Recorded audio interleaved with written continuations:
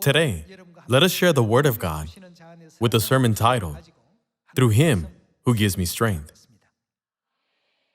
Whenever we do something, whether it's for the gospel or for day-to-day affairs, we think that we have to have a favorable environment in order to get a good result. However, when we consider the forefathers of faith, all of them walked the gospel path in difficult circumstances and environments. That is the history of our gospel. I think it is important to discover that God always gives us His power whenever we feel we are lacking in a difficult situation.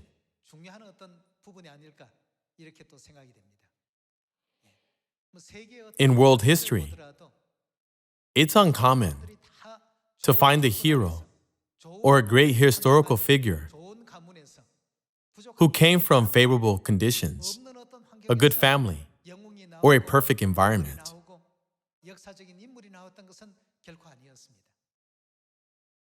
Generally, we can see many stories of famous historical figures who made a name for themselves after overcoming hostile conditions, difficult circumstances, and adversities. Even Julius Caesar of the Roman Empire, who is considered to be the father of Rome, suffered from epilepsy. He overcame his physical disability and fortified the foundation of the Roman Empire.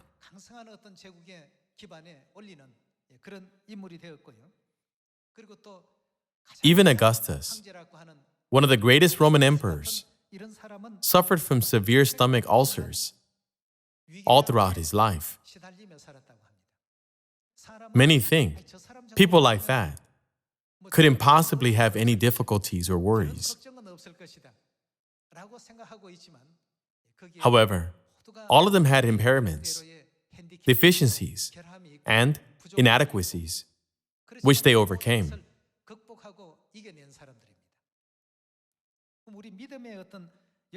Furthermore, when we look back at the apostles of faith, Peter, John, and James, their circumstances and environment weren't the most favorable at that time.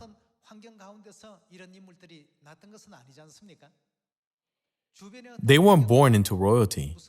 Instead, they were fishermen or tax collectors. However, weren't they able to meet Christ in these surroundings? And through Him, did they have hope for heaven and become great examples of faith?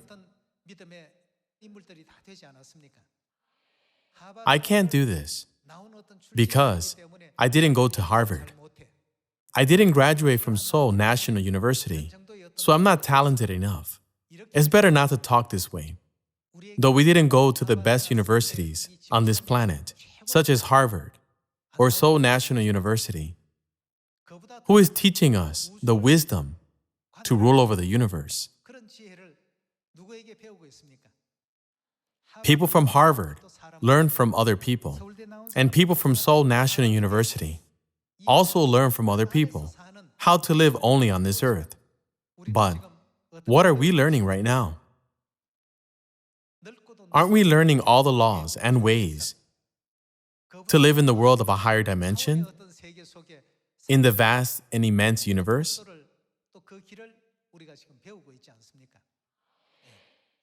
All power comes from God. I can do everything through Him who gives me strength. Believing this, let's stop focusing on our inadequacies and open our spiritual eyes, looking to God's power that fills up our deficiencies. Let's look at Exodus chapter 4, verse 1. Moses answered, "What if they do not believe me or listen to me and say, 'The Lord did not appear to you,' God gave Moses a command to free the Israelites from Egypt.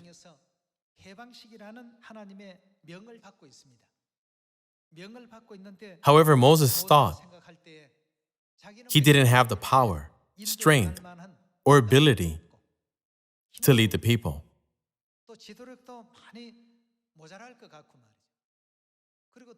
Furthermore, Moses petitioned God to remove him as leader of the Israelites because he thought he was too slow in speech.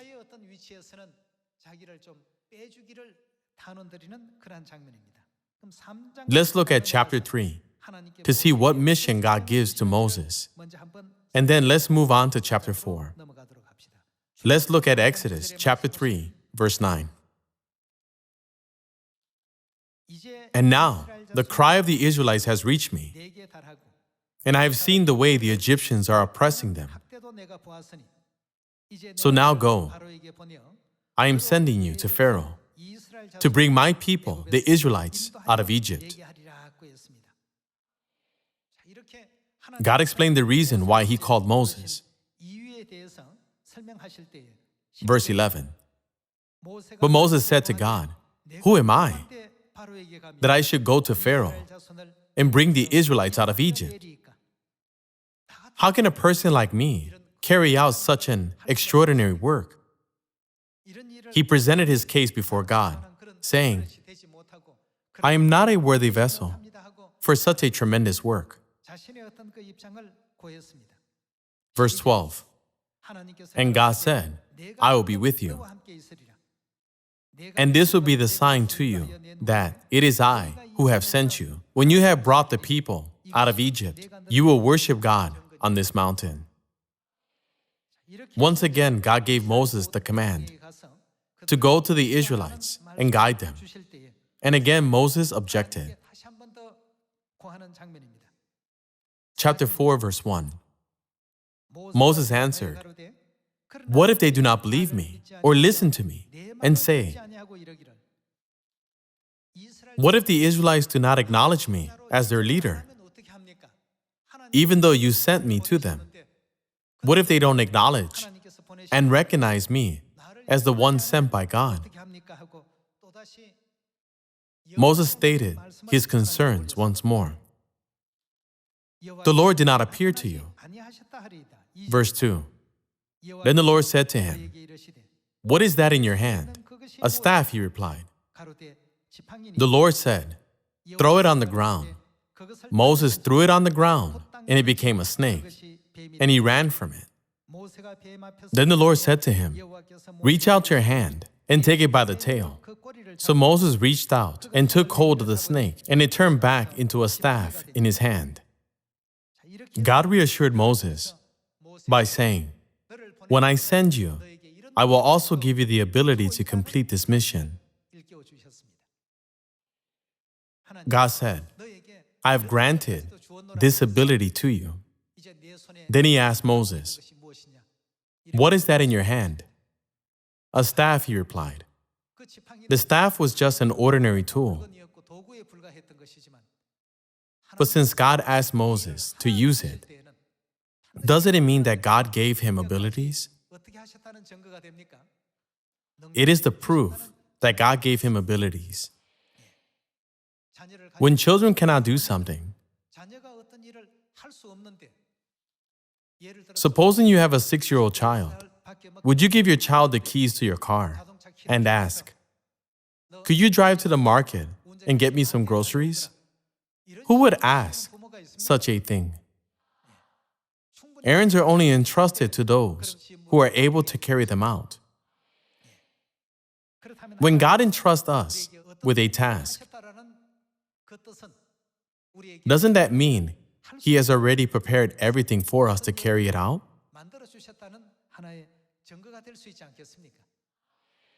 When God asked Moses, "What is that in your hand?" Moses replied, "It is a staff." The staff had no power. It was just a tool that Moses had.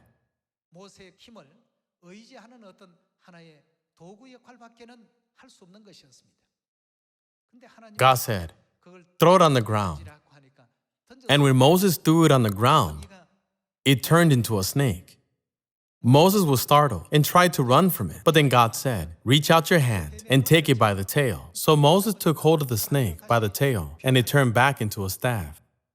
God let him know, even through something small, that I have given you all the power to accomplish it. So don't worry and just do it. This is the meaning contained in God's command. Everyone, we are lacking in many ways, just like Moses. Moses was given a position of leadership and gained much wisdom from the Egyptian royal family. However, from the biblical standpoint, he was totally unqualified to lead the Israelites. So he was afraid. Will I be able to lead these people correctly? Will I be able to perform the role as a mediator between God and these people? Moses was afraid when he thought about his inabilities. We must never forget that when God asks us to do something, He has already given us the ability to do it. He doesn't ask us to produce good results because of a good environment.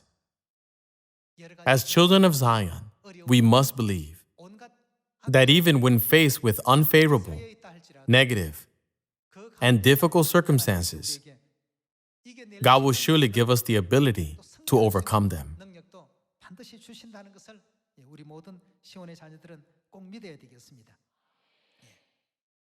Let's look at Philippians chapter 4, verse 13.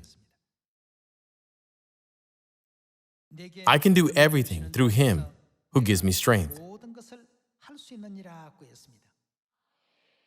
Apostle Paul did not say this because of arrogance, but what he was saying was, even though I cannot do everything by myself, I can do everything through God who gives me strength and ability. It is the same for us. We can do everything through God who gives us ability. Everything is new and unfamiliar to me. I don't know where to go or what to do. What should I study with someone to lead their soul into the arms of God? If we depend on our own abilities, we have no choice but to fail. We don't have power like Moses. To Moses, it was just an ordinary staff. But from the moment God asked him, "What is that in your hand?" everything began to change by God's power.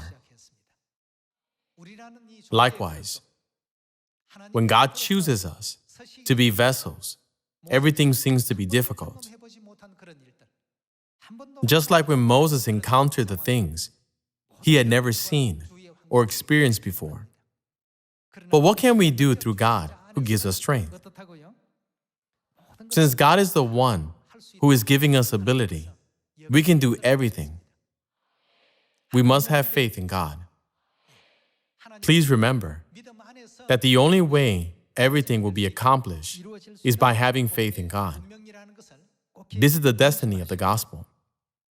When God asks us, "What do you have?"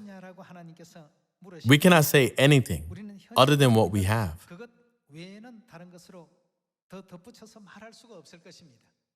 However, shouldn't we always remember that God grants us ability beyond what we have?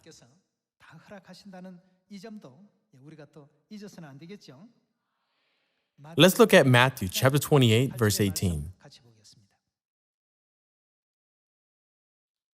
Then Jesus came to them and said, "All authority in heaven and on earth has been given to me. Therefore, go and make disciples of all nations, baptizing them in the name of the Father, and of the Son, and of the Holy Spirit, and teaching them to obey everything I have commanded you. And surely I am with you always to the very end of the age." Jesus said, "Go to all nations." When God commanded Moses to go to the Israelites, he had many reasons not to. He knew that he was lacking in many ways. He told God that he was slow in speech, among other weaknesses. But God said, "Don't you know that I chose you? I didn't choose you because of your abilities. I didn't choose you because of your leadership skills or eloquence. It is because of your passion and special faith for God in the center of your heart." God sees what people cannot see within themselves and chooses people based on what He sees in them. Sometimes God chose Peter, sometimes John, and sometimes Matthew. Doesn't God choose people and grant them positions and missions based on things that are invisible to the world, but visible to God?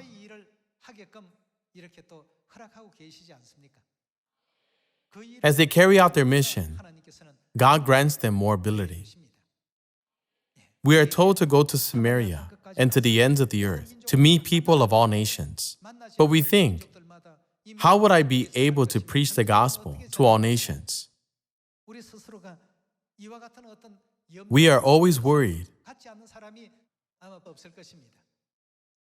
But what did God say we can do through Him who gives us strength? Everything. The word everything indicates all circumstances, all conditions, and by all means, and is used to assure us that there is no problem. I can do everything through Him who gives me strength. When God tells us to go to all nations, isn't it because He has made everything possible?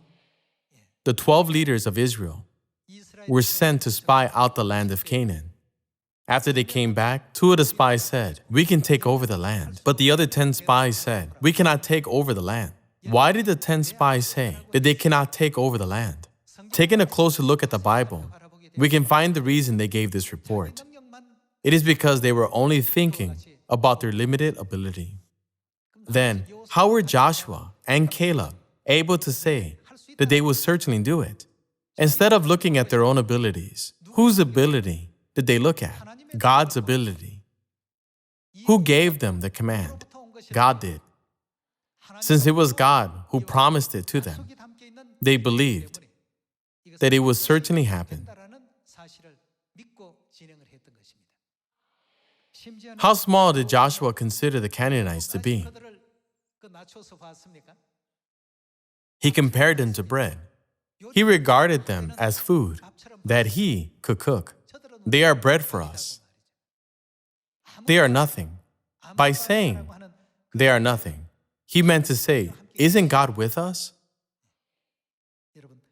Brothers and sisters, wherever you go, I hope all of you keep your faith in the words, I can do everything through Him who gives me strength.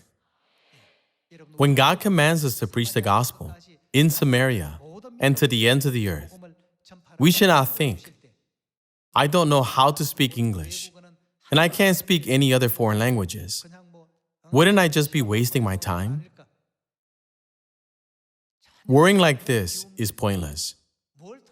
God can use anything to move people's hearts. Isn't that why our Zion has been established in every country around the world? We must only have faith in God. We need to disregard our own abilities and look at everything through God's power. You cannot see your back, but you can see it with a mirror. Please do not forget that God is always with us.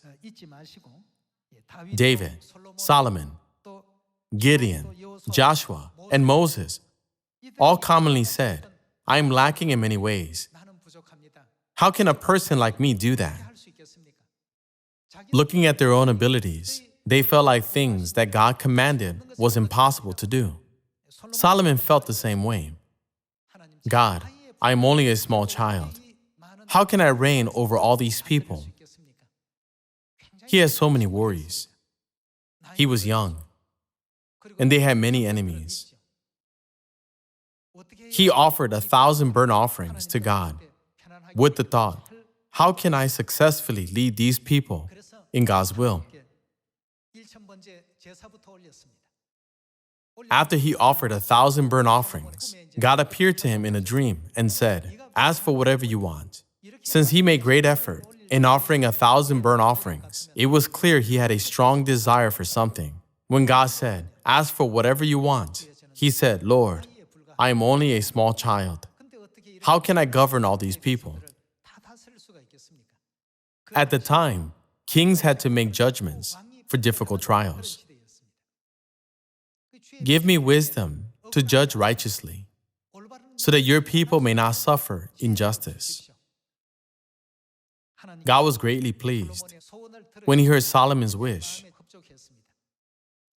Solomon did not ask for honor or fame, but only for wisdom to make correct judgments for the people.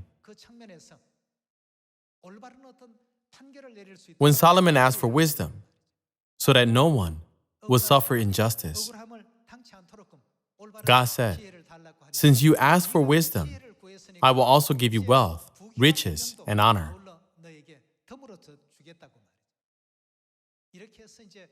After Solomon received wisdom from God, Israel grew prosperous under Solomon. Isn't this process recorded in the book of 1 Kings? Solomon also looked at his abilities at first. I'm lacking in many ways. How would I be able to do it? Didn't Solomon become a great king who was able to govern his kingdom faithfully after he was given power from God? Not only Solomon, it was the same for Gideon. When God used Gideon and was about to save Israel from the hand of Midian, the first thing Gideon said was, my clan is the weakest, from the weakest tribe among the 12, and I'm the least in my family. How can I save Israel out of Midian's hand?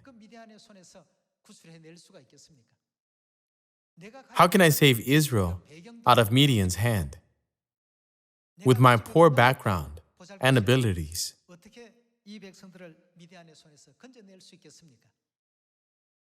This is how most people would think.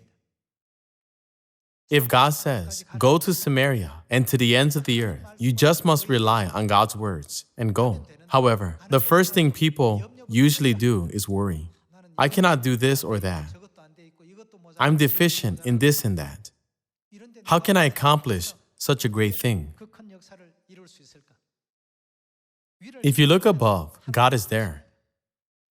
God has made everything possible. God broke down gates of bronze and cut through bars of iron. He created all the conditions for victory. God has given us power already. But if we don't put it into practice, we will never witness the working of God's power. God called us even though we are lacking in many ways, just like Solomon, Gideon, Apostle Paul, and Peter. Good results don't always occur because of good environments. When our surroundings are unfamiliar and difficult, and various obstacles get in our way, we must keep in mind that God is always with us and gives us strength. We must not be like the 10 spies who gave bad reports based on their own judgments and abilities. But we must have faith like that of Joshua and Caleb, who said, they are bread for us, they are nothing. We must have the spiritual eyes to see God's ability, so that with it, we can preach the gospel in Samaria and to the ends of the earth. Let us deliver good things to all people in the world. What kind of news is our gospel? It is good news. Isn't it happy news? We must never preach bad things to the world. We must never preach or teach bad things. I hope this gospel will be preached with the faith like that of Joshua and Caleb, and with faith in God, that I can do everything through Him who gives me strength. Hoping you receive much grace, I would like to conclude today's sermon. Thank you very much.